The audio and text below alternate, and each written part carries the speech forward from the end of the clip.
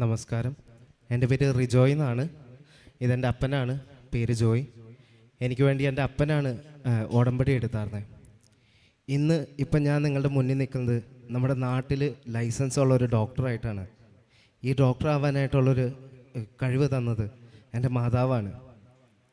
ഞാൻ എൻ്റെ MBBS പഠനം ചെയ്തത് പുറത്തു വെച്ചായിരുന്നു, ഫിലിപ്പീൻസ് വെച്ചാണ് ചെയ്തത്. കാരണം നമുക്ക് നാട്ടിൽ കൊടുക്കാനായിട്ട് അധികം കാശുണ്ടായില്ല. എൻ്റെ അപ്പനൊരു വെൽഡറായിരുന്നു, അമ്മ ഒരു നേഴ്സായിരുന്നു. അപ്പോൾ അതുകൊണ്ട് നമ്മുടെ സാമ്പത്തികം അധികം സമ്പാദിക്കാത്തതുകൊണ്ട് പുറത്ത് തന്നെ പോയി പഠിക്കേണ്ടി വന്നു. അപ്പോൾ പുറത്ത് പോയി പഠിച്ചു കഴിഞ്ഞ് ഞാൻ വന്നത് 2021 സെപ്റ്റംബറിൽ എൻ്റെ പഠനം കഴിഞ്ഞു. പക്ഷേ കോവിഡ് കാരണം ഒരു വർഷം മുന്നേ വന്ന് എനിക്ക് നാട്ടിൽ ഓൺലൈനായിട്ട് ചെയ്യേണ്ടി വന്നു എൻ്റെ ഫൈനൽ ഇയർ. അങ്ങനത്തെ കുറച്ച് ബുദ്ധിമുട്ടുകളുണ്ടായി. അത് കഴിഞ്ഞിട്ട് നമ്മൾ പുറത്ത് പോയി MBBS പഠിച്ച ഉള്ള ബുദ്ധിമുട്ട് എന്താണെന്ന് വെച്ചാൽ, തിരിച്ചു വന്നു കഴിയുമ്പോൾ ലൈസൻസിൻ്റെ ഒരു പരീക്ഷ എഴുതണം. ആ ലൈസൻസിൻ്റെ പരീക്ഷ എഴുതാമെന്ന് പറയുന്നത് ഇന്ത്യയിൽ മെഡിക്കൽ എക്സാംസിൻ്റെ ഉള്ളതിൽ വെച്ച് ഒരു ഏറ്റവും ടഫായിട്ടുള്ളൊരു പരീക്ഷയാണ്. അതായത് ഒരു വർഷം 2 പരീക്ഷകളുണ്ട്. പക്ഷേ ഓരോ പരീക്ഷയിലും എഴുതണേൽ ഒരു 10-15% പിള്ളേർ മാത്രം അതിനകത്ത് പാസ്സാവത്തുള്ളൂ. അതേമാതിരത്തെ ഒരു പരീക്ഷയാണത്. ഞാനപ്പോൾ 2021 ഗ്രാജുവേഷൻ കഴിഞ്ഞ് ഇരിക്കുമ്പോൾ ആദ്യം ഡിസംബറിലെ പരീക്ഷ എൻട്രൻസ് ആ പരീക്ഷ ലൈസൻസിൻ്റെ പരീക്ഷ എഴുതാമെന്ന് വെച്ചു. പരീക്ഷ എങ്ങനെയുണ്ട്, അതിൻ്റെ ബുദ്ധിമുട്ട് എന്തോരമുണ്ട്, എന്ത് മാതിരിയുള്ള ചോദ്യങ്ങളാണ് വരണേന്ന് അറിയാൻ വേണ്ടി ആ സമയത്ത് ഞാൻ ജസ്റ്റ് എൻ്റെ കോളേജിൽ പഠിച്ച ആ പഠനം വെച്ച് ഞാൻ പോയി അത് എഴുതിയിട്ട് ഫെയിലായപ്പോൾ ആ എഴുതിയ പരീക്ഷ വെച്ച് എനിക്ക് മനസ്സിലായി, ഞാൻ ഒറ്റയ്ക്കിരുന്ന് പഠിച്ചു കഴിഞ്ഞാൽ അത് നടക്കത്തില്ല. ഒരു നല്ല കോച്ചിങ് സെൻറ്ററിൽ എന്നെ അത്യാവശ്യം നോക്കി എന്നെ പോകണം. അങ്ങനെ ഞാൻ ട്രിവാൻഡ്രത്തുള്ള ഒരു മിസ്റ്റ് എന്ന് പറഞ്ഞൊരു കോച്ചിങ് സെൻറ്ററിൽ ജോയിൻ ചെയ്തായിരുന്നു. അവിടെ 6 മാസം പഠിക്കാനായിട്ട് 1 ലക്ഷം രൂപയോളം ആയി. അപ്പോൾ എങ്ങനെയെങ്കിലും ആ കാശുണ്ടാക്കി അവിടെ പോയി ഇരുന്ന് കഷ്ടപ്പെട്ട് 6 മാസം മുറക്കില്ലാണ്ട് വരെ പഠിച്ചു. എല്ലാം പഠിച്ചു കഴിഞ്ഞ് ഈ കഴിഞ്ഞ ജൂണിൽ പരീക്ഷ എഴുതി പുറത്തേക്ക് ഇറങ്ങി വന്നപ്പോൾ നല്ല സന്തോഷമായിരുന്നു. കാരണം എളുപ്പമുള്ളൊരു പരീക്ഷയായിരുന്നു, അത്യാവശ്യം എളുപ്പമായിരുന്നു. നല്ലോണം പഠിക്കുകയും ചെയ്തിട്ടുണ്ട്. ഞാൻ പാസ്സാവുന്ന തന്നെയുള്ളൊരു 100% ഉറപ്പ് എൻ്റെ മനസ്സിലുണ്ടായി. പക്ഷേ ഒരു മാസം കഴിഞ്ഞ് എക്സാമിൻ്റെ റിസൾട്ട് വന്നപ്പോൾ വെറും 8 മാർക്കിന് ഞാൻ തോറ്റുപോയായിരുന്നു. 8 മാർക്കിന്. അന്ന് എനിക്കുണ്ടായ പ്രതീക്ഷകളും ഈ 6 വർഷത്തോളം ഞാൻ പുറത്തു പോയി പഠിച്ചതും വെറുതെ ആയിപ്പോയോ എന്നുള്ളൊരു തോന്നലുണ്ടായി. ആ സമയത്ത് എൻ്റെ അമ്മയാണ് എന്നോട് പറഞ്ഞത്, നീ പഠിച്ച് മാത്രം നിൻ്റെ പഠനം കൊണ്ട് മാത്രം പാസ്സാവേണ്ട പരീക്ഷയായിരുന്നെങ്കിൽ നീ പണ്ടേ പാസ്സായനെ. ഈ മെഡിസിൻ എന്നുള്ളൊരു ഫീൽഡിൽ നിനക്ക് എന്തെങ്കിലും ആവണം, അല്ലെങ്കിൽ ശുശ്രൂഷിക്കണമെങ്കിൽ ദൈവത്തിനോടുള്ള പ്രാർത്ഥനയും അതിൻ്റെ ഒപ്പം ദൈവത്തിൻ്റെ ഒരു കൃപയും വേണം എന്നാണ് പറഞ്ഞത്. അമ്മയുടെ ഈ ഒരു സംസാരം വെച്ചാൽ ആ ഒരു പറച്ചിൽ കേട്ടോടുകൂടി ശരി, വീണ്ടും ഇരുന്ന് ഞാൻ പഠിക്കാം, വീണ്ടും ഇരുന്ന് പ്രാർത്ഥനയോടുകൂടി പഠിക്കാം എന്നുള്ള രീതിയിൽ തന്നെയായിരുന്നു ഇരുന്നത്. അപ്പോൾ വീണ്ടും ആ കോച്ചിങ് സെൻറ്ററിൽ വീണ്ടും 6 മാസത്തേക്ക് കാശ് കൊടുത്ത് കയറി നല്ലോണം കുത്തിയിരുന്ന് പഠിച്ചത് തന്നെയാണ് വീണ്ടും പഠിക്കുന്നത്. എന്നാലും കുത്തിയിരുന്ന് പഠിച്ച്. പക്ഷേ ഈ തവണ എൻ്റെ ഒപ്പം പ്രാർത്ഥനയും കൂടി ഉണ്ടായി. പരമാവധി എല്ലാ ദിവസവും ഒരു 2 നന്മ പറഞ്ഞറിയെങ്കിൽ 2 നന്മ എന്ന് പറഞ്ഞെങ്കിലും ചൊല്ലിയിട്ടാണ് പ്രാർത്ഥന തുടങ്ങാറ്. പരമാവധി ഞായറാഴ്ചകളിലൊക്കെ കുർബാനയ്ക്ക് മുടക്കാണ്ട് പോകാൻ നോക്കും. എല്ലാ ദിവസവും ക്ലാസ് ഉണ്ടായതുകൊണ്ട് ചില ദിവസങ്ങളിൽ മുടങ്ങുകയൊക്കെ ചെയ്തിട്ടുണ്ടായി. പക്ഷെ പരമാവധി പോകാൻ പറ്റുന്നിടത്തോളം പോയായിരുന്നു. ഞാനപ്പോൾ അവിടെ കോച്ചിങ് സെൻറ്ററിൽ വീണ്ടും ഈ 3-ാം തവണ പ്രാർത്ഥനയ്ക്ക് വേണ്ടി പ്രാർത്ഥിച്ചുകൊണ്ട് കയറിയപ്പോഴാണ് എൻ്റെ അപ്പനൊരു ദിവസം വിളിച്ച് പറഞ്ഞത്, ഇവിടെ ആലപ്പുഴയിൽ കൃപാസനം എന്ന് പറഞ്ഞിട്ടുണ്ട്, കുറേ പേര് ഉടമ്പടി എടുത്ത് നല്ല സൗഖ്യങ്ങളും കുറേ പേര് പരീക്ഷ പാസ്സാവുകയും അതേമാതിരിയൊക്കെ ചെയ്തിട്ടുണ്ട്. അപ്പൻ എനിക്ക് വേണ്ടി ഒരു ഉടമ്പടി എടുത്തിട്ടുണ്ട്, അതിൻ്റെതായിട്ടുള്ള പ്രവൃത്തികളൊക്കെ ചെയ്യുന്നുണ്ട്. മോൻ അതിനു വേണ്ടി ഇരുന്ന് പഠിച്ചാൽ മാത്രം മതി, അതിൻ്റെ ഒപ്പം പ്രാർത്ഥനയും കൂടി ചെല്ലാൻ പറഞ്ഞു. അതിൻ്റെ ഒപ്പം അത് കേട്ടപ്പോൾ എനിക്ക് നല്ല വിഷമമായി. കാരണം എന്ന് പറഞ്ഞു കഴിഞ്ഞാൽ അപ്പൻ അധികം അപ്പൻ സംസാരിക്കുമ്പോൾ അപ്പം സ്നേഹത്തോടുകൂടി സംസാരിക്കും, പക്ഷേ അധികം നമ്മളോട് വാ തുറന്ന് സംസാരിക്കുന്ന മാതിരി ആളല്ല. അപ്പോൾ എനിക്ക് വളരെ അധികം വിഷമവുമായി സന്തോഷമായി, എനിക്ക് വേണ്ടി അപ്പൻ ഇത്രയൊക്കെ ചെയ്യുന്നുണ്ടെന്നുള്ള രീതിയിൽ. ഈ തവണ പ്രാർത്ഥിച്ചു. പരീക്ഷ ഈ ജാനുവരി 20-ാം തീയതി ആയിരുന്നു പരീക്ഷയ്ക്ക് പോയി.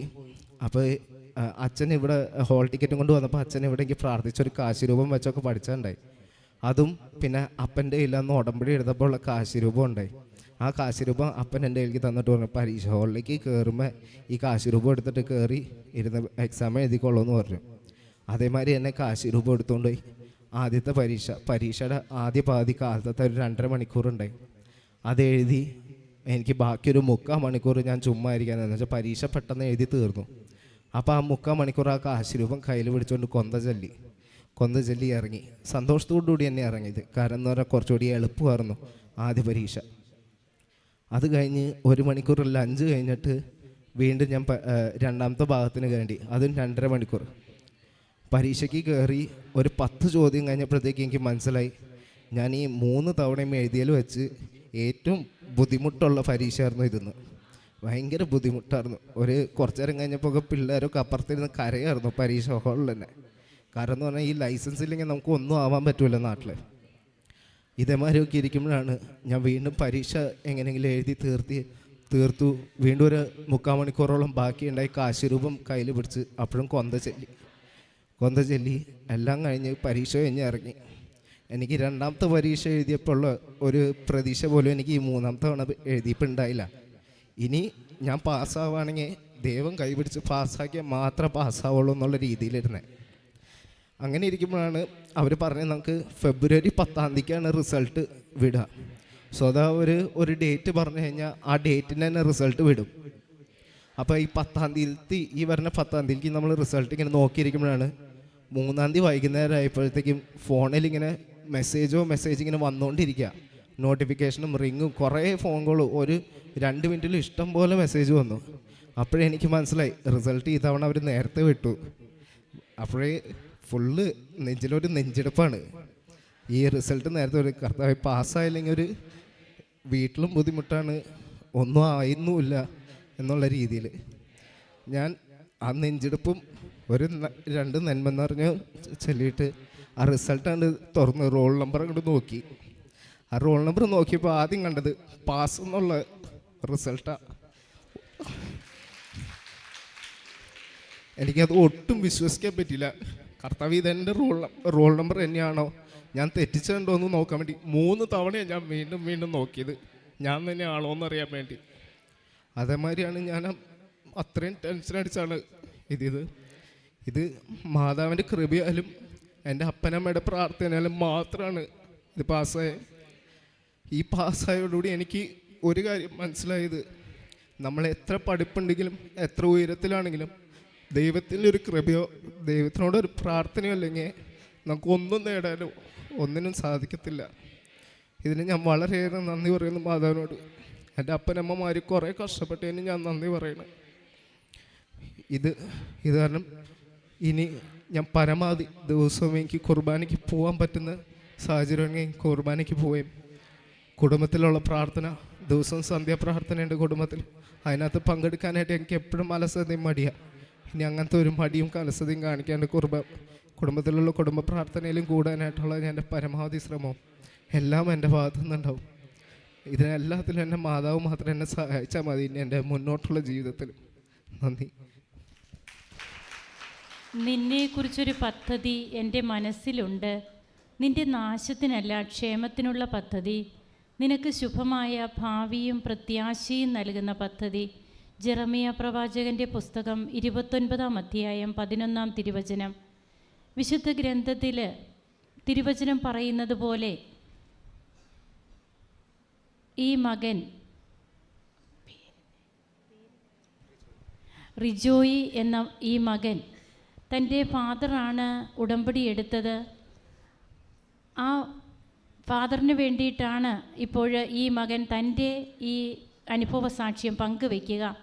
അപ്പോൾ ഒരു ഡോക്ടറായിട്ട് ഇന്ന് റിജോയി നിൽക്കുമ്പോൾ അതിന് പിന്നിൽ ദൈവത്തിൻ്റെ ഈ തിരുവചനമാണ് നമുക്ക് ഓർക്കുവാൻ കഴിയുക. അതായത് റിജോയ്ക്ക് ഒരു ചിന്തയുണ്ടായിരുന്നു, എനിക്ക് എൻ്റെ മെറിറ്റ് കൊണ്ട് എനിക്കിത് നേടാൻ സാധിക്കും. അങ്ങനെയുള്ള ഒരു എക്സാമാണ് റിജോയി 2ാമത് അറ്റൻഡ് ചെയ്തതും. എല്ലാം നല്ല രീതിയിൽ കോഴ്സിനൊക്കെ 6 മാസത്തെ കോഴ്സ് കഴിഞ്ഞ് സന്തോഷത്തോടെയുള്ള ഒരു എക്സാം. എന്നാൽ അവിടെ റിജോയി ഏതാനും മാർക്കുകൾക്കാണ് ഫെയിലാകുന്നത്. പിന്നീട് പരിശുദ്ധ അമ്മയുടെ അടുത്ത് പപ്പ വന്ന് ഉടമ്പടി എടുത്ത് അത് മകനോട് പറയുകയാണ്, നീയും ഉടമ്പടിയിൽ ഒരു പങ്കാളിയാകണം, നീയും പ്രാർത്ഥിക്കണം, നിൻ്റെ പഠിത്തം മാത്രം പോരാ എന്ന്. അങ്ങനെ അമ്മയും പറയുന്നു, കൃപയുണ്ടെങ്കിലേ നമുക്ക് ഈ ഒരു നിൻ്റെ ഫീൽഡിൽ ദൈവകൃപയും കൂടെ നിൻ്റെയോടൊപ്പം ഉണ്ടെങ്കിലേ നിനക്ക് എന്തെങ്കിലും നേടുവാൻ സാധിക്കൂ എന്ന്. അങ്ങനെ ഈ മകനും ജപമാല പ്രാർത്ഥിക്കുവാനും അതുപോലെ വിശുദ്ധ കുർബാന ഇതിലൊക്കെ മുടക്കം കൂടാതെ തനിക്ക് കിട്ടുന്ന ഒഴിവ് സമയങ്ങളിലൊക്കെ മാക്സിമം പ്രാർത്ഥനയോടെ ആയിരിക്കുവാനും ശ്രദ്ധിച്ചു. അങ്ങനെ ഏറ്റവും ടഫായിട്ടുള്ള ഒരു എക്സാമാണ് പിന്നീട് ഈ മകൻ അറ്റൻഡ് ചെയ്യുക. എന്നാൽ അവിടെ it is not by merit but by grace എന്ന രീതിയിൽ പരിശുദ്ധ അമ്മ ഉടമ്പടിയുടെ ഒരു പ്രധാനപ്പെട്ട ഘടകത്തെ ഓർമ്മിപ്പിച്ചുകൊണ്ട് അവിടെ ഈ മകൻ പാസ്സാവുകയാണ്. അങ്ങനെ ഇന്ന് ഒരു ഡോക്ടറായി, ലൈസൻസ് ഉള്ള ഒരു ഡോക്ടറായി ഇന്ത്യയിൽ സേവനം ചെയ്യേണ്ടതിൻ്റെ പരീക്ഷ പാസ്സായിട്ടാണ് ഈ മകൻ ഇവിടെ നിൽക്കുക. അപ്പോൾ നമുക്ക് കൈമോശം വരുന്നു എന്ന് നാം ചിന്തിക്കുന്ന ഓരോ സന്ദർഭങ്ങളും ദൈവകൃപയുടേതാണെന്ന് നമുക്ക് കൂടുതലായി മനസ്സിലാക്കാം. ദൈവത്തിൽ പൂർണ്ണമായി ആശ്രയിച്ച് നമ്മെക്കുറിച്ച് ഒരു പദ്ധതിയുള്ള തമ്പുരാൻ്റെ പദ്ധതിക്ക് നമുക്ക് നമ്മെ തന്നെ വിട്ടുകൊടുത്തുകൊണ്ട് സമർപ്പിച്ചുകൊണ്ട് തീഷ്ണതയുള്ള ഒരു ജീവിതം മുമ്പോട്ട് നയിക്കാം എന്ന് ഈ മകൻ തന്നെ ഇന്ന് പറഞ്ഞു. നമുക്കും അതിനുവേണ്ടി പ്രാർത്ഥിച്ച് ഈ മകന് ദൈവം ചൊരിഞ്ഞ പരിശുദ്ധ അമ്മയിലൂടെ തിരുക്കുമാരൻ ചൊരിഞ്ഞ കൃപകൾക്ക് നമുക്ക് കരങ്ങളടിച്ച് ദൈവത്തെ മഹത്വപ്പെടുത്താം. യേശുവേ നന്ദി, യേശുവേ സ്തോത്രം, യേശുവേ ആരാധന.